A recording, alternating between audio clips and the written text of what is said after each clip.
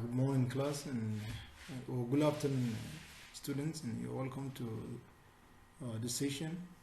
I'm to take you through EEP Module 1 in Course 2, titled Concept of Business and New Value Creation. As you are aware, last semester we discussed the previous in Course 1, which introduces you to the concept of entrepreneurship. And a lot of discussions on last semester and how to identify an idea, how to register intellectual property right, how to explore technology in entrepreneurship. Discuss business environment in Nigeria, which has to do with political, economic, and socio-cultural factors. And then we discuss Module 7, which has to do with women entrepreneurship, and we talked about social entrepreneurship, and this semester, particularly in Course 2, the focus is on how do you now capitalize or exploit all those discussions had in the Course 1, with the belief that some of you already have an ideas on how to start their businesses. So this semester's Module 2 is going to capitalize on how can you convert those ideas into business, any value creation. You can see my name is Muaz Dangote Business School. Yes. So I'm to take you through this module, Module 1 in Course 2. So we start with business and venture. A lot of people are interchanging those words, business or venture. So going through this module, you understand the difference between the two. So a business is any activity that involves exchange of goods or services for money with the aim of making profit. Any activity. I wouldn't want to say any activity because now we have illegal activities like kidnapping, like banditry, robbery, and the rest of them. So in the concept of this class, we talk about legal business. So we're talking about legal activity that would add value to the society, not that the one that would cause damage to the society for making money. So in a nutshell, all those illegal businesses, we discourage it in this class. Yes.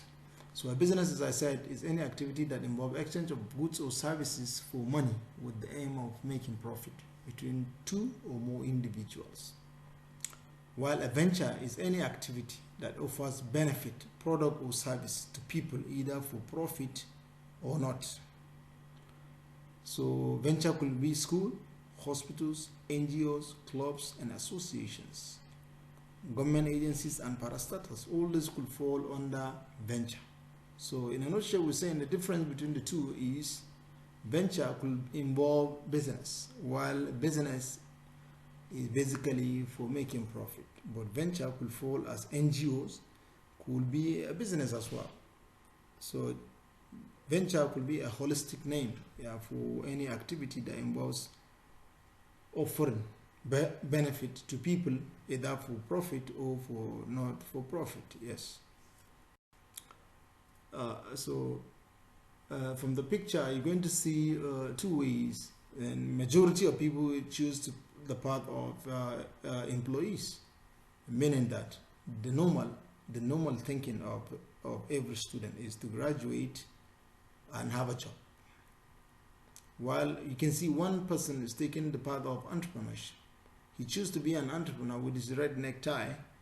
So the title is said, the future path, where do you follow? So it's your choice. You might choose to be an entrepreneur or you might choose to be an employee. So the normal thing is to be employed. And that is why it's a normal convention. You're going to see a lot of people queuing towards the employees, while it's only one person who chooses to be an entrepreneur, meaning that he chooses to take the risk, bearing all gains and pains, but he chooses to be on his own. So a lot of people start business or start business or an enterprise, we call it, with different motives. So we're going to consider these motives and see how, and why maybe you must fall among all those few ones that could drive you to starting your business. So number one, we say joblessness. A lot of people start business because they lack of job, or because they don't have anything to lean on, and therefore it means they start business as means of survival by force, meaning that what really forced them to do that because they are not employed. So this type of people, should they find any job, they might quit the business. That's the danger part of it. And number two is financial ambition. A lot of people venture into businesses because they're looking for money and they want to be rich. So it's not a crime to start business because you want to make money. And that is why our argument is those who want to really make money, you shouldn't go for that picture where people follow employees, because your salary is already conditioned and you cannot spend beyond your earnings as an employee. But in a business, people can make money. In a day, you can make your monthly salary. So people start businesses because of financial ambition. The third one is desire to control the economy. People go into business with the desire that I want to create jobs, I want to create products or produce that people would like to consume, meaning that the country cannot do without me. So this type of people, they venture into highly capital intensive businesses where it requires a lot of money, and it requires they create a lot of job, it produce a lot of products, or offer a lot of services to people, and with the desire of controlling the economy. Most of these people, you can see they are rich people on the initial, maybe they are high-ranking politicians who made a lot of money in the government, and now they desire to venture into business. There are a lot of examples, but I wouldn't want to mention names. Yes. So the next one is the desire to pursue a business idea. For example, now you as a student, you have your own personal idea that you've been nursing over the years, maybe at the exception of the EEP, when you started entering an EEP class, and then you realize that you have a new idea and you feel, okay, this idea, I will pursue it to the end. It means you start the business simply because of the idea. So again, some people they venture into business because of advantages of market opportunities. Yes, majority of people go into business because they realize there's a market opportunity.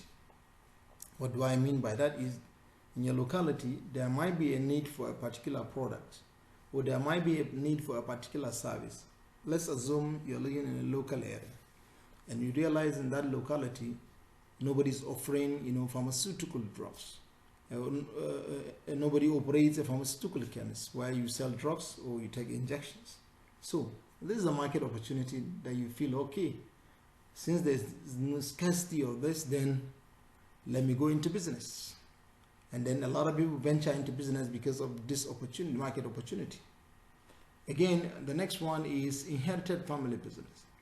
Of course, there are businesses, there are families we've seen in Kano here, we've seen across the country, Lagos and Abeokuta, Onitsha, Parakot, in Newi and Aba. You're going to see a lot of family that are operating a business for 50, 60 years.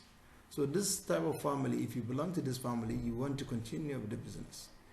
Especially when the owner, or if he happens to be your father or your uncle, and then you want to continue from where he stopped after his death.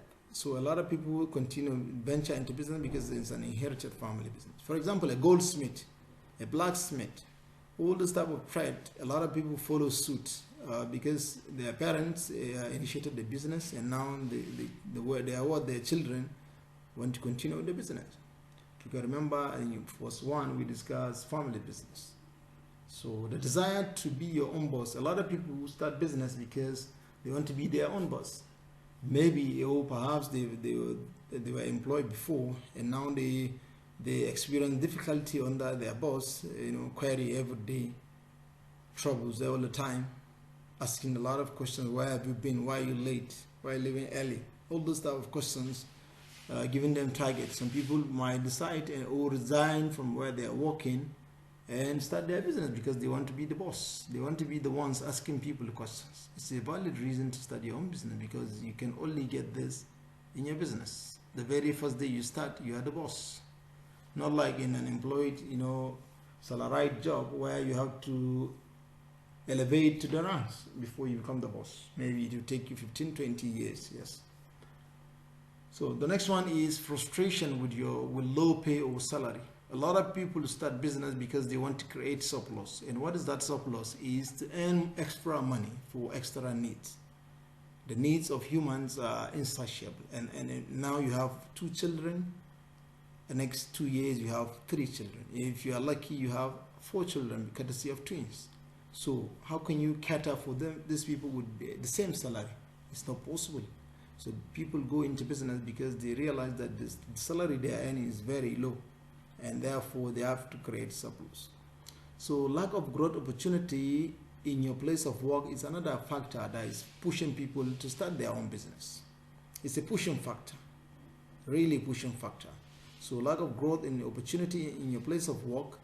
For example, you are working, you are a lecturer, for example, or you are a teacher somewhere else. Lecturers' salary is in this country, Nigeria, for example, is not good, and therefore and promotion is not frequent. That you have to wait 3 years if you are in the civil service, or in the academics you have to wait 3 years before you be promoted. So and sometimes you lose this promotion because of so many factors, either interest of the boss, or so many factors could cause this lack of growth opportunity. So when you look at it, and growth is very broad, meaning you cannot go for training or seminars, which will add some points to your requirement for when it comes to appraisal. You can decide to go for your own business. So sometimes some people can invite you to begin someone else's business. Of course, you are a graduate of Bayero University, for example, or in any university in Nigeria, who has the skills to manage business. For example, somebody could call you and say, okay, you've studied this entrepreneurship EEP course. I feel you have the little knowledge to manage my business. Come, I have the capital. I've opened a business. Now I had a bigger opportunity, which it avail me to operate the business. It means, can you come and help me run the business? Yes, people can start business because somebody invited them to begin their own business. So exposure to some available fund or program, for example, you win. For example, this NILSA microfinance bank loans that they're giving people who into agribusiness and other services, up to 10 million naira, 7 million naira payable in 7 years.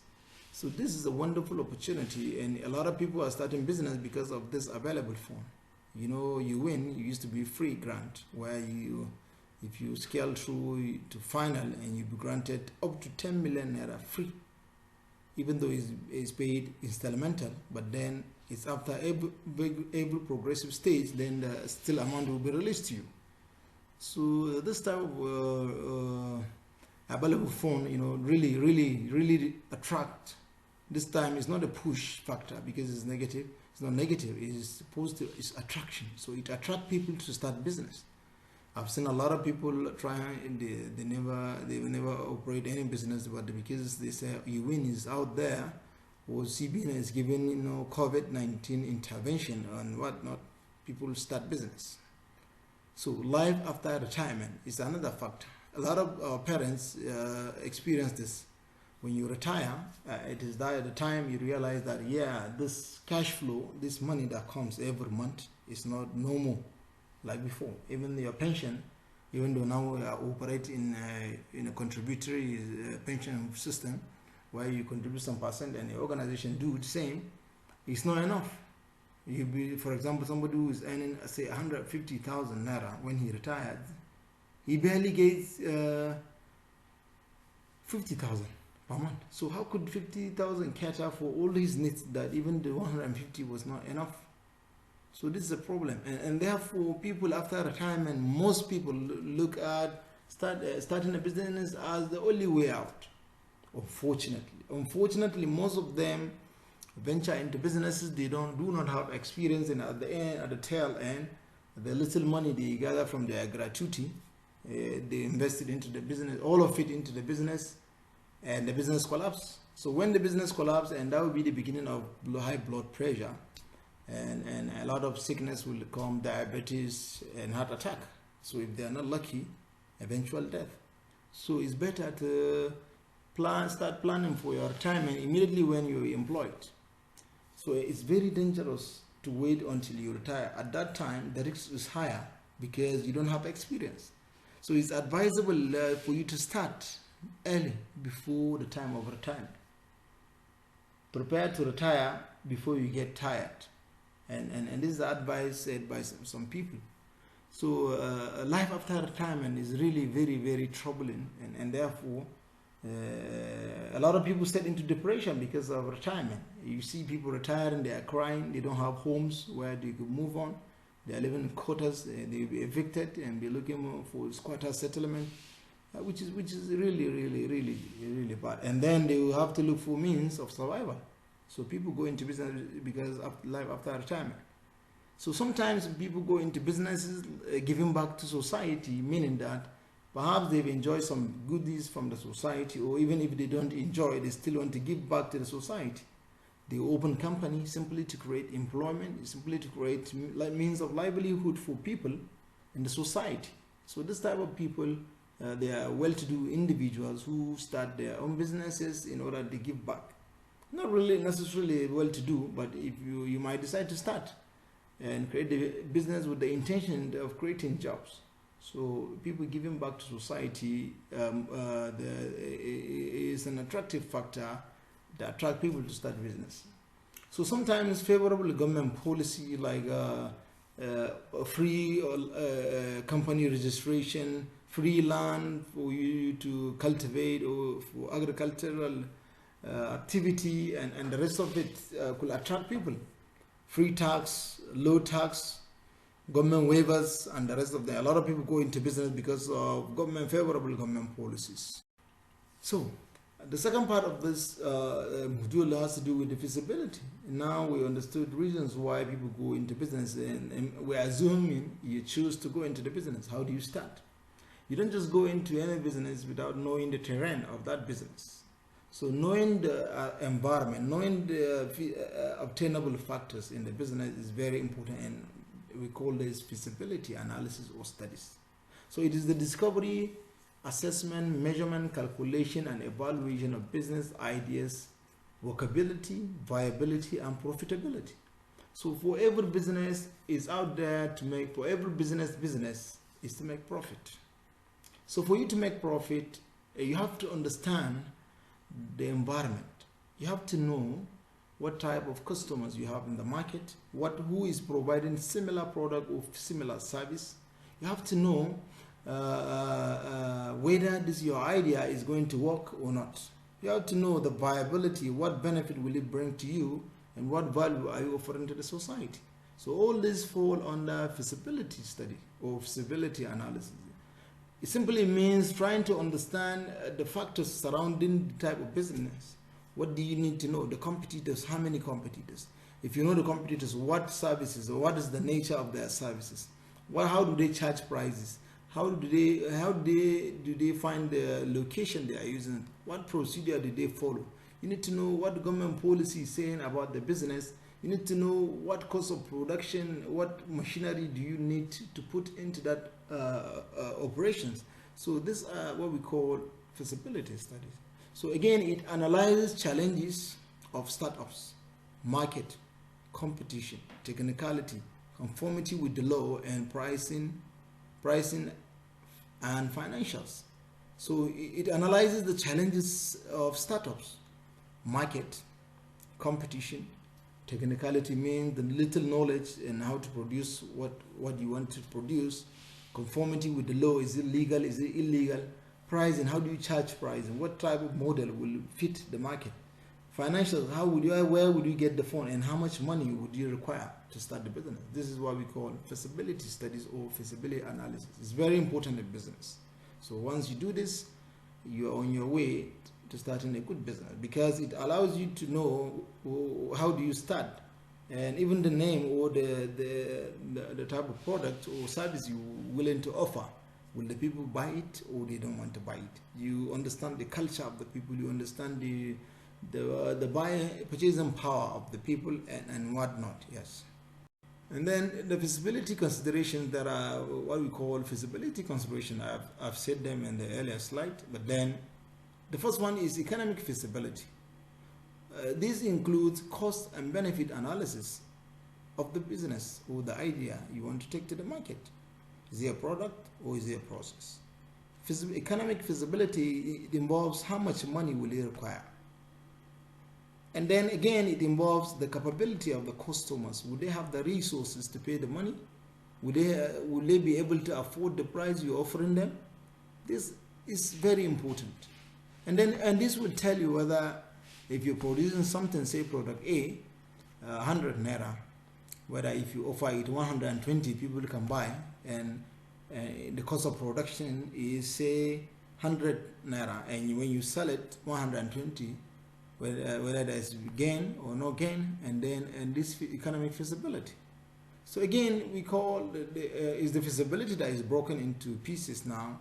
So the legal feasibility, which has to do with the legality of the business registration, business location, what is the law saying about the product or business. For example, in Kano, pork business is illegal in Kano. And there are many legal issues related to business in Nigeria. And therefore, it's very, very important for somebody who wants to venture into a new company or industry, or existing company or industry, to understand this legal feasibility, which is very important. What about operational feasibility? It talks about the compliance with the business necessity. What do we mean by business compliance with business necessity? It has to do with the operationality of the company, of the business. How can you produce? Where would you locate? How much price would you charge?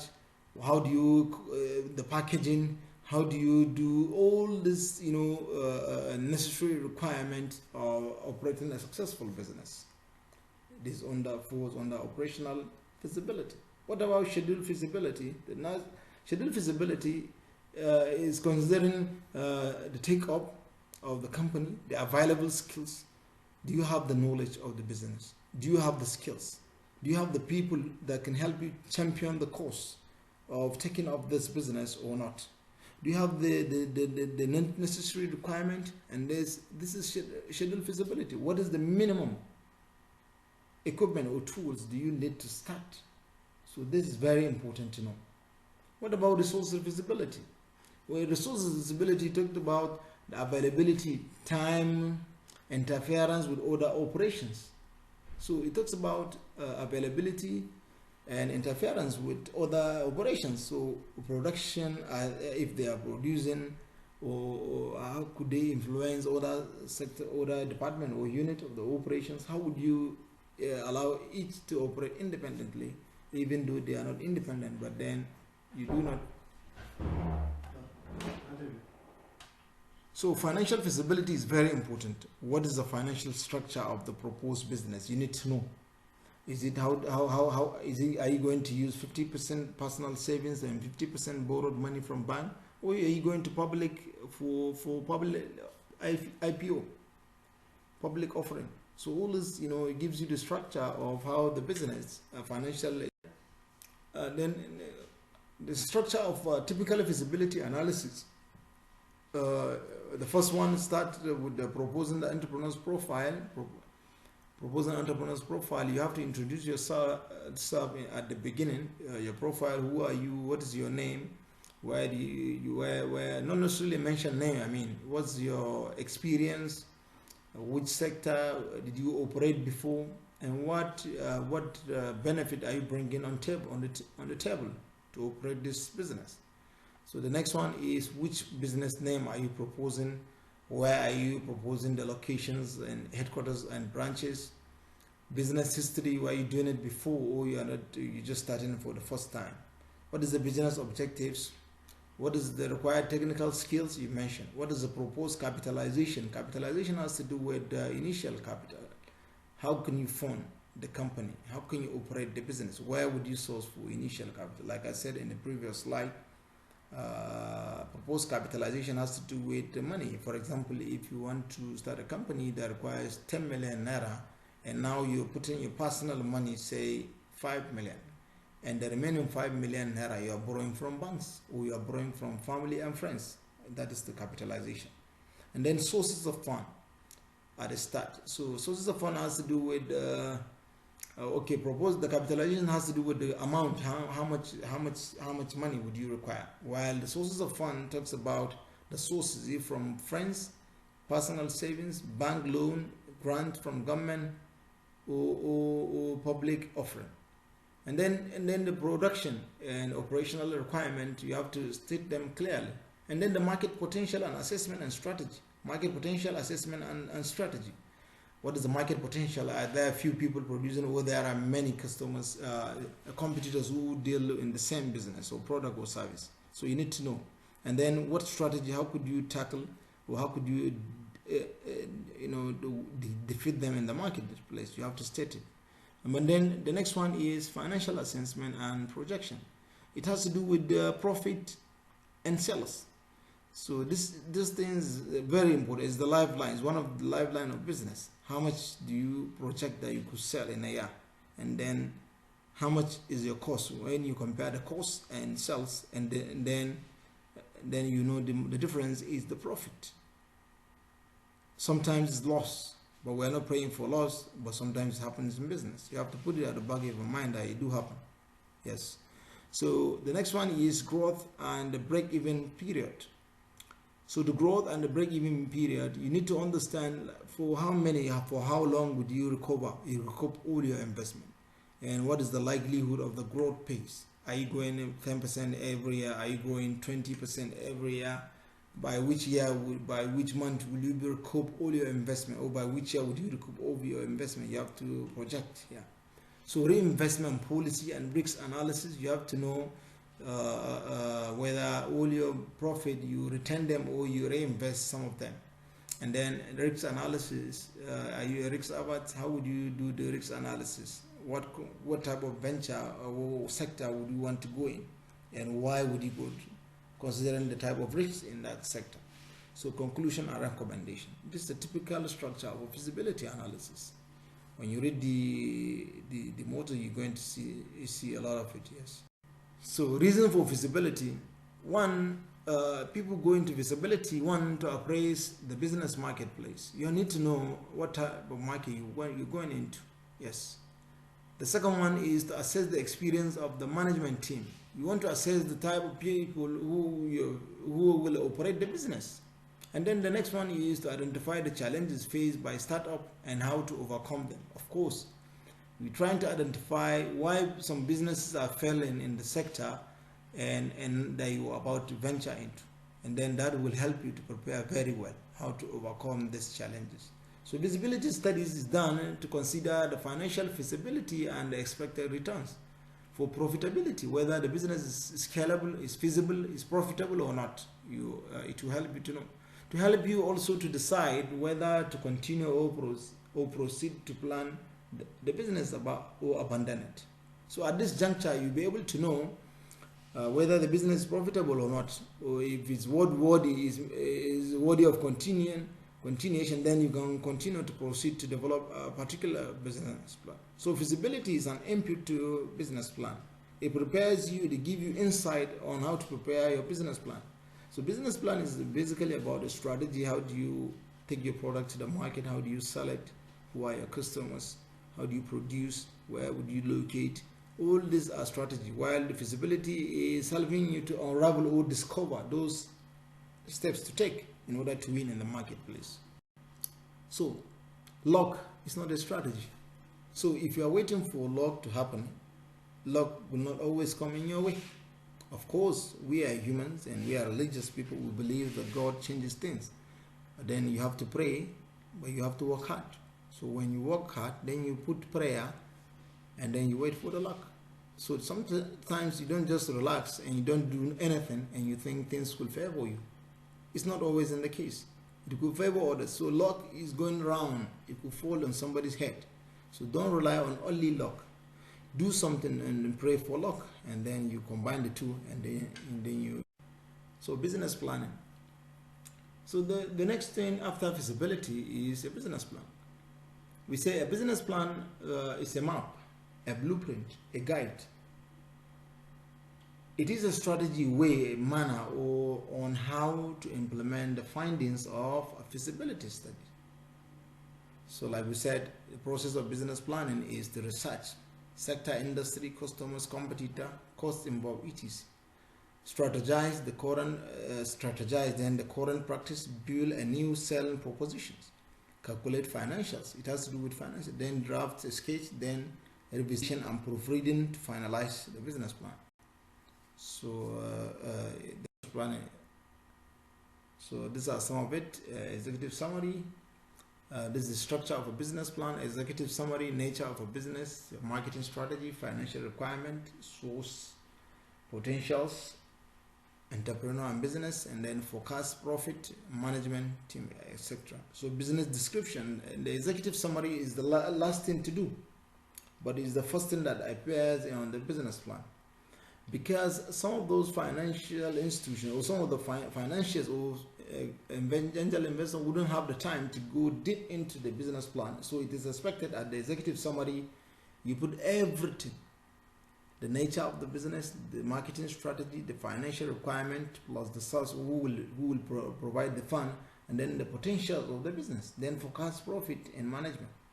So somebody who read the summary, it will give an insight whether to go further in or not. So some banks don't even go open the second page. Immediately after the executive summary, they will know whether this business could make it or not. Yes. So make sure you summarize every content of the business plan into the executive summary. So executive summary is the last thing to do, but is the first thing to appear on a business plan. The next one is business description. Details, nature of the product, service, plan to offer to the market. It gives the details of the value proposition you take into the market. Then the business environment analysis.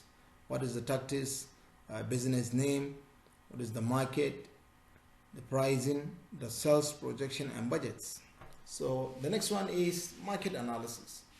Market analysis has to do with the competitors, analyzing the competitors, trying to project who the competitors are, who are your customers, and who are your suppliers in case you're producing something. And then, of course, you have to buy raw material from somebody. Then the marketing plan. Marketing strategy, tools, and people. Who are your people? Who are the marketers? And what strategy would you use to penetrate the market? In Kano, we've seen Pop Cola that just came barely some few months ago, and now it's everywhere. So we want to assume that their marketers really worked. So the marketing strategy really worked. And that's why the information is everywhere, and that is why every angle you're going to see Pop Cola. Sorry, I mentioned name, but then it's important for you to remember. So it talks marketing plan. So tools, people, who will involve, who will do? Are you taking it out? Are you giving consultants, or are you doing it yourself? Who are those people that would do it? You have to explain. So operations and plan: what, when, where, how, and who. So operation plans involve what are you going to do after what, and then when would you do what, how long will it take to produce what, where would you locate the business, how and who will do the operations. It's very important. So management and organization is very important. Who are the managers, what is their requirement, educational requirement, and what is the structure? Is it a president that will lead, or chief executive, or MD, or any of them? So you choose structure. What about financial plan? How much would you need? Where would you get the money? For what would you use the money for? And you give a cash flow statement that will show the liquidity of the company over time. So legal issues, at startup. So business name, address, and entity is very important. Trademark and location is very important in business. When you're starting a business, you have to be considerate of this factor, the legal issues. where would you locate the business, and what is which name, which logo, which slogan would you use for the business? All these things are very important. So choice of industry and type of business is very important. Either you go as sole proprietor, partnership, joint venture, limited liability company, or public liability company. So limited liability company, sole proprietor, you can choose to put your name and operate the business in your way. Only you employ others. While partnership, you two heads, you and your friends or your classmates could put head together and put resources to venture into a business. While joint venture could be more than just two, it could be up to 20 people. It's a joint venture. What limited company could be more than that. So or public liability, you offer publicly, you offer public shares, people will subscribe or buy your shares to start the business. So government regulations about the particular business, you need to understand whether it's legal, the type of business you're going into or not. When you realize it's illegal, then don't venture, because it's about to fail. You are starting at a failure, because definitely government institutions will chase you and they will knock you down and close. So the relationship between feasibility and business plan, well, like I said, feasibility shows the workability and potentials of a business, usually done before investing into any business. What about business? So business plan is done often when feasibility reports show prospects in the proposed venture. Feasibility studies, feasibility involves a lot of calculations, analysis, and projected focus, all aim at investing, determining business viability and challenges. While a business plan consists of mostly strategies for developing the business and how to overcome the identified challenges. So it means business plan is a strategy document that will show how to do the discovery in the feasibility. And sometimes the output of the feasibility will determine whether to continue to develop a business plan or to forget about the business, because the feasibility shows the findings from the result or conducted in the. So in conclusion, as humans, we consciously or unconsciously plan for every undertaking, be it studies, work, politics, marriage, businesses. You cannot just start traveling or you start applying to universities without planning. How do you plan? You conduct research, you check the JAM brochure, you check which type of courses they're offering, what is the requirement, what would you need to do, what is the JAM requirement to pass, what is the combination of courses to undertake in the JAM and the post UTME. All these are feasibility. So you are planning in order to know whether you can apply by university or you choose ABU Zaria, for example, or you choose any other university in the country. So it is important to note that when you want to succeed in any human endeavor, planning becomes an essential ingredient, of course. So that's the same. I'm ending this session with saying that, so failing to plan is planning to fail. Thank you for listening, and see you other time. Thank you, and God bless.